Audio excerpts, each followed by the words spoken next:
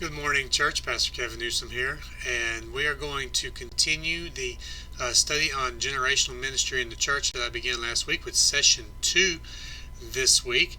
So we're going to begin with that. We Are One is the name of it, generational influence on the church, past, present, and future. And today we're going to be doing the second session. And I'm going to talk about, I'm going to go over the introduction to generational archetypes, the silent generation overview, and baby boomer generation overview. So a quick disclaimer, I mentioned this last week when I began talking about these generations and their characteristics. Know that I'm not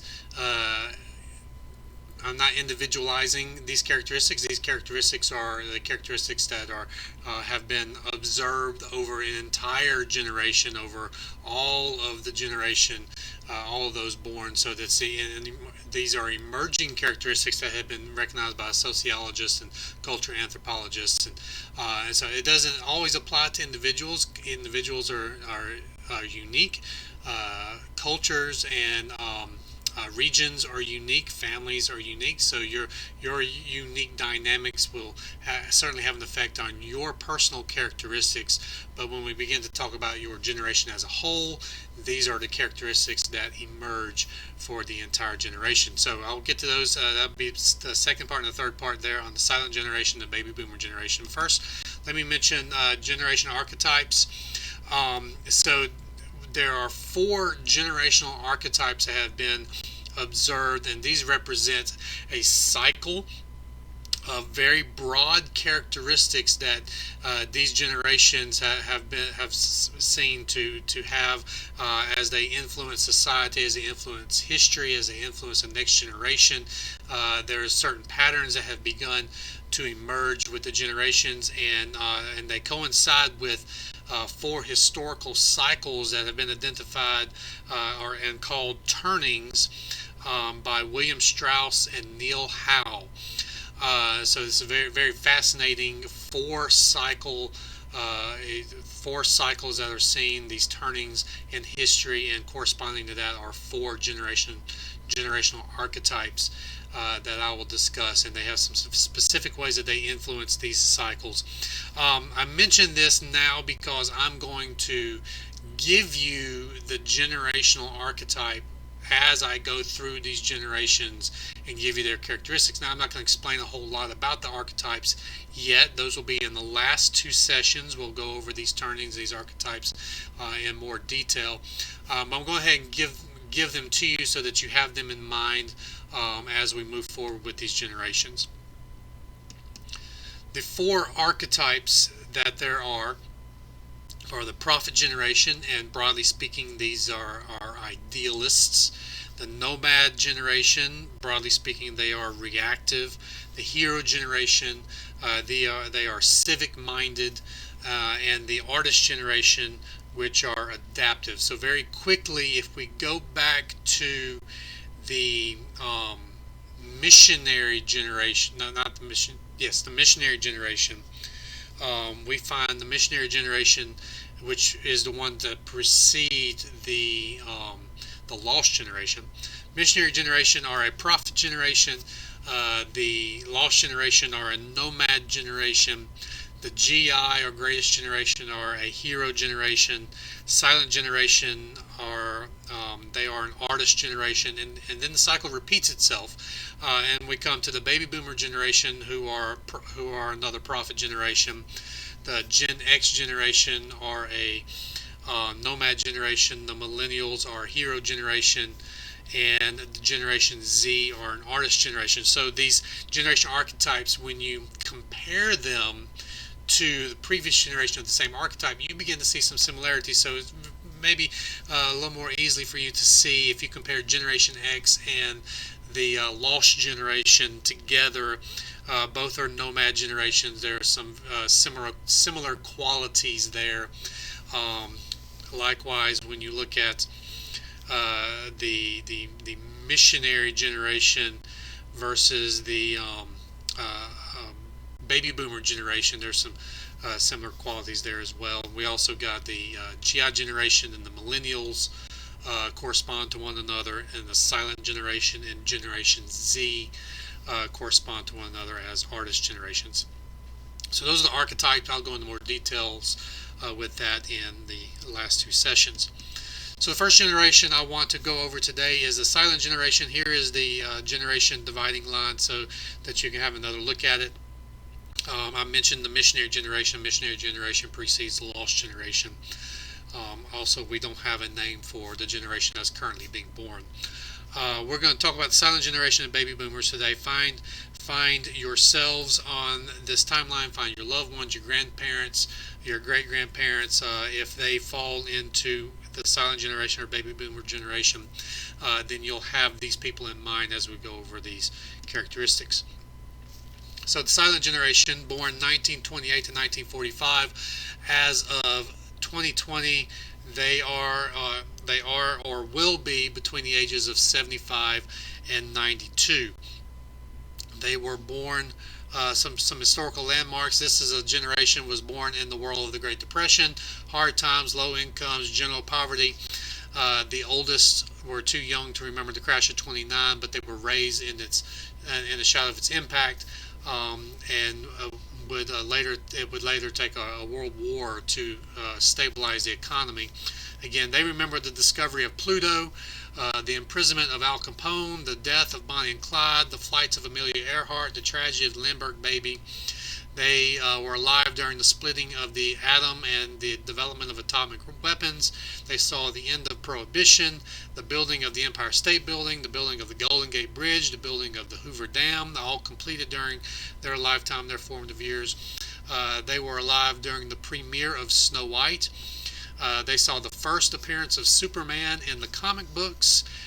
They may remember the panic that Orson Welles caused when he read the H.G. Wells novel War of the Worlds on the radio. During their lifetime, the helicopter was invented, the Jeep was invented, the T-shirt was invented, the ballpoint pen was invented, the microwave was invented, the Slinky was invented, and in 1936, the first television broadcast was made, which was the opening ceremony of the Olympics in Berlin. The first computer was built near the end of this generation's birth timeline in 1945. And finally, we have from 1939 to 1945, we fought the Second World War. And in that final year of the war, the youngest of the generation were born. And the oldest of this generation watched the war from home during their formative teenage years. Parents, uncles, older brothers, relatives, neighbors all had gone off to fight, but the silent generation did not. The women of their families went to work. Some of the oldest in the generation went to work with them, and they were given the responsibility of maintaining the homestead or the farm when they were young during the war. They are sometimes called the lucky few. They grew up in the most stable home environment of any generation. They benefited not only from stable homes, but stable economies, relative world peace. And those that followed the previous generation into military service served less time in peaceful environments with extremely low casualty rates and were able to draw the same veterans benefits as the veterans of World War II. Yet they did not have to participate in that kind of a conflict. In fact, the only conflict they probably participated in would be the Korean conflict. At times during their younger years, there was nearly 100% job fulfillment in the country. There were plenty of white-collar jobs to go around. Women married younger than any generation. They were more educated. They were raised to work in their own pink-collar jobs. This generation grew up in the shadow of the greatest generation, who were their heroes and were most likely overprotective in raising them. They are ambitious, often seeking power and status as a subconscious means of proving themselves to their previous generation. Yet at the same time, post-World War II, they are extremely patriotic. So stuck between the heroes of their parent generation and the free spirits of their child generation, there was really not a lot of wiggle room for them to rise or to become set free in their own their own ambitions, their own creativity. Instead, they became a generation of stability, a generation of following the rules, of staying the course, of living life in a relatively unexciting, extremely traditional and stable manner, as their efforts effectively built the intellectual, emotional, and structural foundation for the generations to come. So that is their historical landmarks. They were also leaders in desegregation. Also, this generation saw the founding of things like Playboy magazine, and they were leaders in the sexual revolution as well. So we move on to their characteristics. Their major characteristic is stability. This characteristic will define everything else about them, all of their strengths, their weaknesses, how they interact with the church, how they interact with other generations. This is the major characteristic. When you think of the silent generation, think of stability.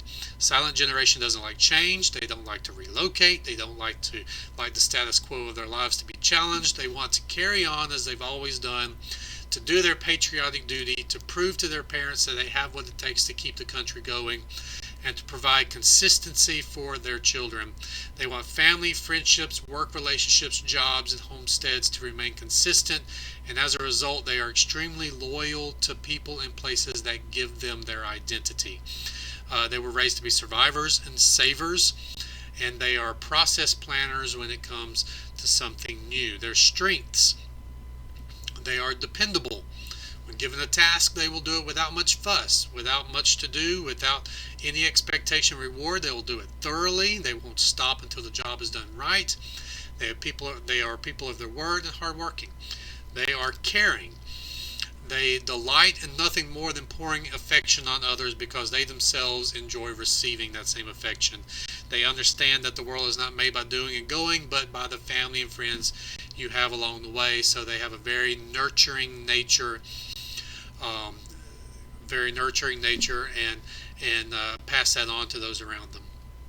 They are inclusive, which may surprise some people, but when we look at history, we see that a lot of the inclusiveness work that was done has been done by this generation. They are an artist generation. They are adaptive, and so by being an adaptive generation, they naturally have a tendency to include.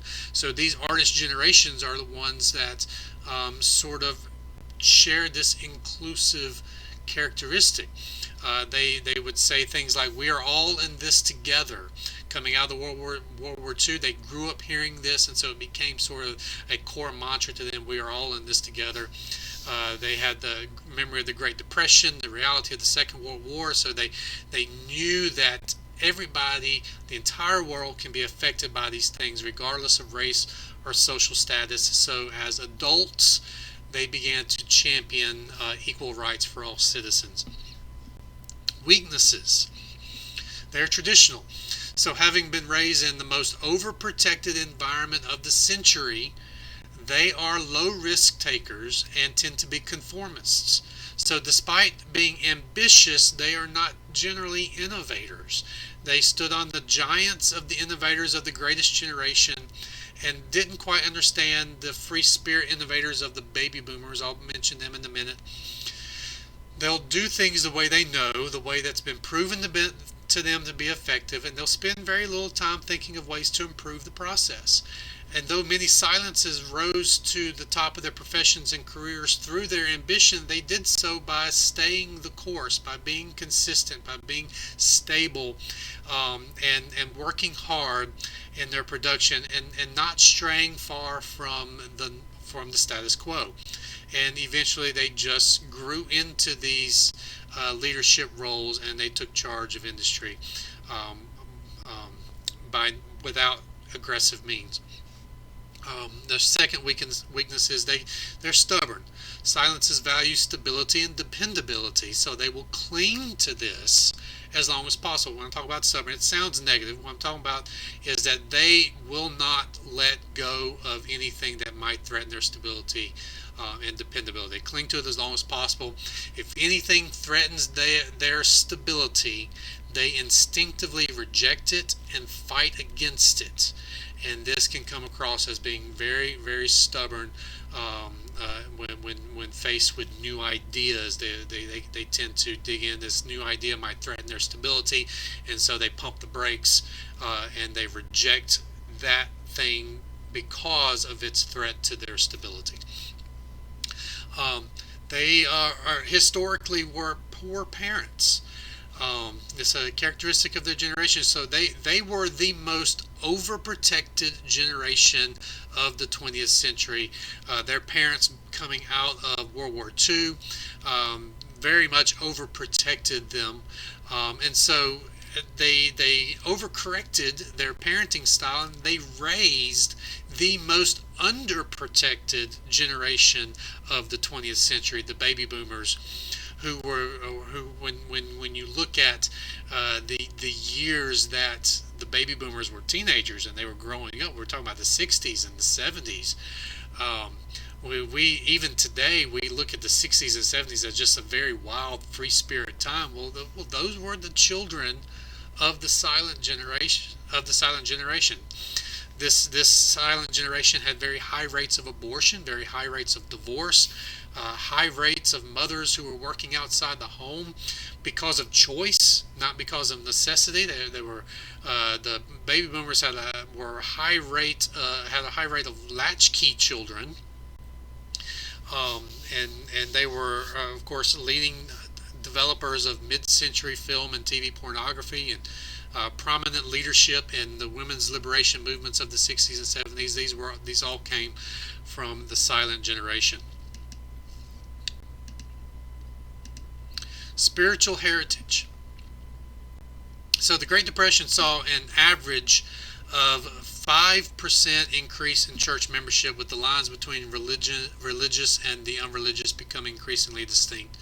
Radio services became popular. The church in general saw a re-strategizing and a restructuring to keep with a new financial dynamic, and church became a constant dynamic for everyone suffering who was looking for something to transcend their problems, something to help bring them out of the Great Depression, bring them out of the war, to create stability in a very unstable time.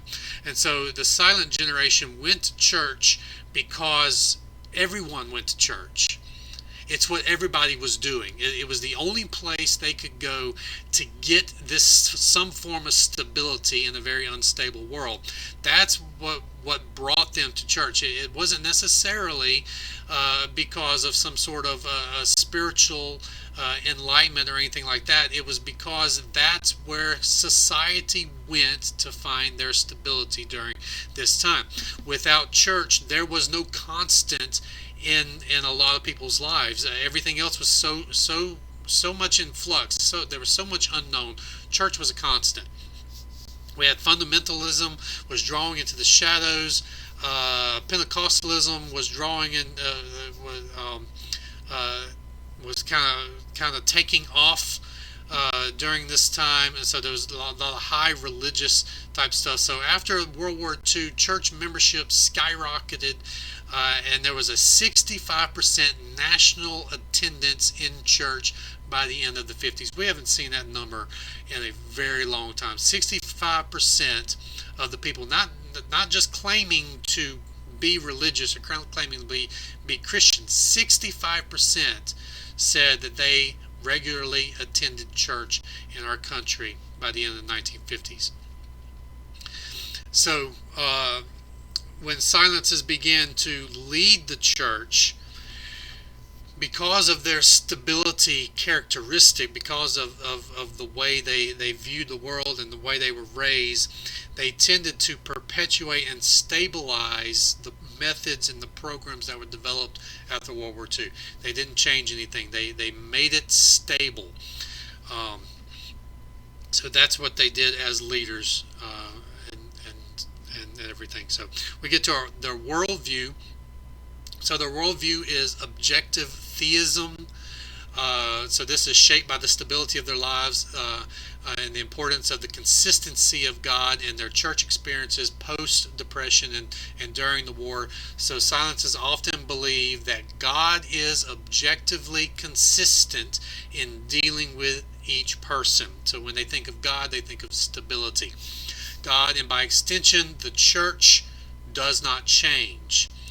They view the world, their relationship with God, and their experiences with the church through this lens of stability, through this worldview of objective theism. If they were to have a truth statement, if you were to assign a truth statement to this worldview, they might say, my truth is the only truth. So they don't want to compromise on truth values, even if what they hold to be the truth is merely a social construct or a tradition of their upbringing. They still hold on to it, and they still hold it to be the only acceptable truth. For example, when facing two opposing ideas, the silences will struggle to understand how any idea other than their own could even exist. How can there be room in the world for two opposing ideas? Their truth is the only truth. That idea is not valid. It won't make sense to them how someone could possibly think differently. All right, so that's the silent generation. Ministry challenges. As this generation passes, churches will lose their strongest tithers and their most loyal attenders. They are often unwilling to adopt modern ministry methods. That goes back to that stability, that staying the course, and perpetuating the methods and ways of doing church that came out of World War II. On the backside of World War II, they stabilized all of that, and so they are slow adopters to modern ministry methods. Their loyalty to the programs and methods developed after World War II can create friction with younger generations. Younger generations think differently. They see different ways of doing things, and especially the millennial generation. So going back to those archetypes, we see the GI generation. They are the ones in the church that built these programs and these methods that the silent generation then stabilized and perpetuated. Well, the millennial generation shares the same archetype as the GI generation. And so the millennial generation, what we're seeing right now, they are wanting to create their own programs and methods that they can then pass on to their children, just as the GI generation did. And so we get this friction, especially between the millennial generation and the silent generation when it comes to methodology and the way that church programs are run. So those are some ministry challenges. Some ministry strategies that I like to offer is when dealing with silent generation is they prefer generational inclusiveness. They want all of us to be in this together rather than dividing out the generations into different segments. They would rather attend church where all the generations are working together, all the generations are participating together. The church should I have a typo in my PowerPoint here. Sorry about that. The church should work to provide stability for this generation, even as they are rotating out of leadership positions. They still need to have continued involvement. They still need to, when the church changes, those changes need to be strategic changes. And as best as possible, when these strategic changes are necessary, the church should try to insulate the silent generation somewhat from these changes, or at least find a way to ease them into it.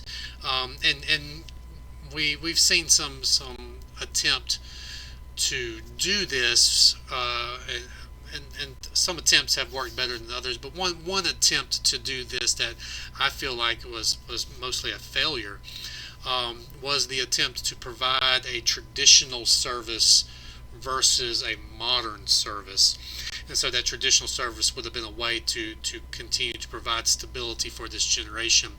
But what that method failed to accommodate was that this generation also wants to be inclusive.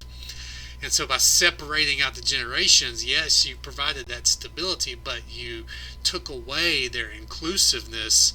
They want both, which is why that particular strategy, I believe, failed for the most part. So just finding ways to try to insulate them, finding ways to slowly move them through strategic change. You want to remember stability. Stability is the key. You want to emphasize the stability and sufficiency of God and the gospel when talking with them, when talking with someone who may not be churched, someone who may not be a Christian. Key in on this stability characteristic. The stability is where you're going to find them in just about every aspect. You're going to if you remember stability when dealing with the silent generation, you'll be all right. Emphasize the stability and sufficiency of God and the gospel when talking about spiritual matters with the silent generation. All right, so I'm going to create a little change here. I was intending on going through 2 generations. I was going to go through the baby boomer generation next. But I look over at my recording time and I'm already at 26 minutes. So I'm going to end it, this particular session right here with the silent generation. And we'll talk about the baby boomers next time, and maybe I can get into generations in the next session as well. I do want to remind you, most of this material is material I've done previously, and there's a lot of information here. There's a lot of stuff going on. If you want something you can hold in your hand, something you can read, something you can study, some piece of reference material that you can go to and highlight, I do have all of this information available in printed form that you can get on Amazon. You can pause this video right now and get this information. I have a limited supply at home in printed format. I will also send you a PDF of this for free if you want to look at it digitally on your iPad, your phone, or your computer. So there's that. I want to remind you of that.